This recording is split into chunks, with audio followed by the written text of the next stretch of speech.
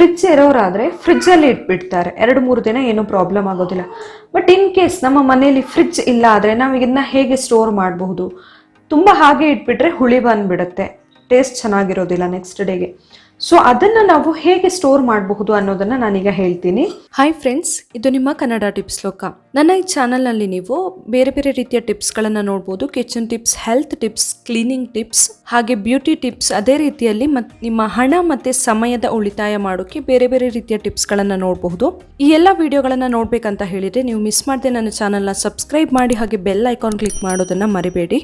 ನಾವು ಕೆಲವು ಸರಿ ಇವಾಗ ವರ್ಕಿಗೆ ಹೋಗೋರೆಲ್ಲ ಇದ್ರೆ, ಲೇಡೀಸ್ ಆ ಥರ ಎಲ್ಲ ಇದ್ದಾಗ, ಅಥವಾ ಡೈಲಿ ಕೂಡ ದೋಸೆಗೆಲ್ಲ ಪ್ರತಿದಿನ ಒಂದು ಇಬ್ಬರಿಗೆ ಎಲ್ಲ ಆದರೆ ಪ್ರತಿದಿನ ರುಬ್ಬೋದು ತುಂಬ ಕಷ್ಟ ಅನ್ಸುತ್ತೆ, ದೋಸೆಗಾಗ್ಲಿ ಇಡ್ಲಿಗಾಗ್ಲಿ ಎಲ್ಲ.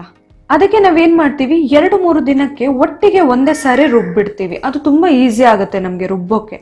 ಫ್ರಿಡ್ಜ್ ಇರೋರಾದರೆ ಫ್ರಿಡ್ಜಲ್ಲಿ ಇಟ್ಬಿಡ್ತಾರೆ, 2-3 ದಿನ ಏನೂ ಪ್ರಾಬ್ಲಮ್ ಆಗೋದಿಲ್ಲ. ಬಟ್ ಇನ್ ಕೇಸ್ ನಮ್ಮ ಮನೆಯಲ್ಲಿ ಫ್ರಿಡ್ಜ್ ಇಲ್ಲ ಆದರೆ ನಾವು ಇದನ್ನ ಹೇಗೆ ಸ್ಟೋರ್ ಮಾಡಬಹುದು? ತುಂಬ ಹಾಗೆ ಇಟ್ಬಿಟ್ರೆ ಹುಳಿ ಬಂದುಬಿಡುತ್ತೆ, ಟೇಸ್ಟ್ ಚೆನ್ನಾಗಿರೋದಿಲ್ಲ ನೆಕ್ಸ್ಟ್ ಡೇಗೆ. ಸೊ ಅದನ್ನು ನಾವು ಹೇಗೆ ಸ್ಟೋರ್ ಮಾಡಬಹುದು ಅನ್ನೋದನ್ನು ನಾನೀಗ ಹೇಳ್ತೀನಿ.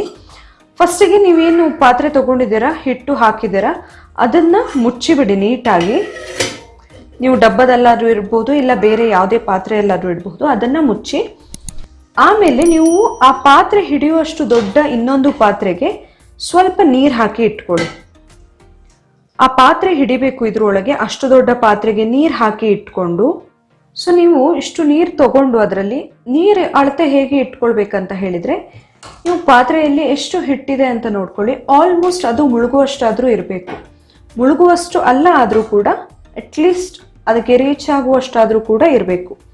ಸೊ ಅಷ್ಟು ಹಾಕಿದರೆ ನೀರು, ಇವಾಗ ನೋಡಿ ಇಲ್ಲಿ ತನಕ ಹಿಟ್ಟಿದೆ, ಸೊ ಇಷ್ಟು ನೀರಿದೆ.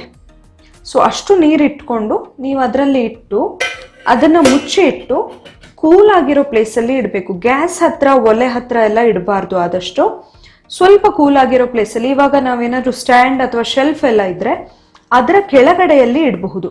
ಶೆಲ್ಫ್ ಕೆಳಗಡೆಯಲ್ಲಿ ಯೂಶಲಿ ಏನಾಗುತ್ತೆ, ಅಷ್ಟೊಂದು ಇದು ಇರೋದಿಲ್ಲ, ಸನ್ಲೈಟ್ ಇರೋದಿಲ್ಲ ಅಥವಾ ಬಿಸಿ ಕೂಡ ತಾಗೋದಿಲ್ಲ, ಎಲ್ಲ ಸ್ವಲ್ಪ ಕೂಲ್ ಆಗಿರುತ್ತೆ. ಸೊ ಆ ಥರ ಪ್ಲೇಸಲ್ಲಿ ಇಟ್ಬಿಟ್ರೆ ನಿಮಗೆ ಜಾಸ್ತಿ ಹುಳಿ ಬರೋದಿಲ್ಲ. ಇನ್ ಕೇಸ್ ಹುಳಿ ಬಂದರೂ ಕೂಡ ಏನಾಗುತ್ತೆ, ನೀವು ನೆಕ್ಸ್ಟ್ ಡೇ ಮಾರ್ನಿಂಗ್ ತೆಗೆದು ನೋಡುವಾಗ ಅದರಲ್ಲಿ ಮೇಲ್ಗಡೆಯಲ್ಲಿ ಸ್ವಲ್ಪ ನೀರು ನಿಂತ್ಕೊಂಡಿರುತ್ತೆ ಹಿಟ್ಟಲ್ಲಿ. ಆ ನೀರನ್ನು ನೀವೇನಾದ್ರು ತೆಗೆದು ಬಿಟ್ರೆ ಆ ಹುಳಿ ಅಂಶ ಎಲ್ಲ ಹೊರಗೆ ಹೋಗುತ್ತೆ. ನಿಮಗೆ ನೀರು ಬೇಕಂದ್ರೆ ಮತ್ತೆ ಹಿಟ್ಟಿಗೆ ಆ್ಯಡ್ ಮಾಡ್ಕೊಳ್ಬಹುದು ನೀವು. ಸೊ ಆ ನೀರನ್ನು ತೆಗೆದು ಬಿಟ್ಟಾಗ ಆ ಹುಳಿ ಅಂಶ ಹೋಗೋದ್ರಿಂದ ಹಿಟ್ಟಿನ ಟೇಸ್ಟ್ ಏನು ಚೇಂಜ್ ಆಗೋದಿಲ್ಲ. ನೆಕ್ಸ್ಟ್ ಡೇಗೆ ನೀವು ಆರಾಮ್ಸೆ ದೋಸೆನ ಮಾಡಬಹುದು. ಅದೇ ಹಿಟ್ಟಿನ ಫ್ರೆಶ್ ಹಿಟ್ಟು ಥರನೇ ಇರುತ್ತೆ ಅದು. ಈ ವಿಡಿಯೋ ನಿಮಗೆ ಇಷ್ಟ ಆಗಿದ್ರೆ ನನ್ನ ಚಾನಲ್ನ ನೀವಿನ್ನು ಸಬ್ಸ್ಕ್ರೈಬ್ ಮಾಡಿಲ್ಲ ಅಂದರೆ ಸಬ್ಸ್ಕ್ರೈಬ್ ಮಾಡಿ, ಹಾಗೆ ಬೇರೆಯವರಿಗೆ ಕೂಡ ಶೇರ್ ಮಾಡೋದನ್ನು ಮರಿಬೇಡಿ. Thank you.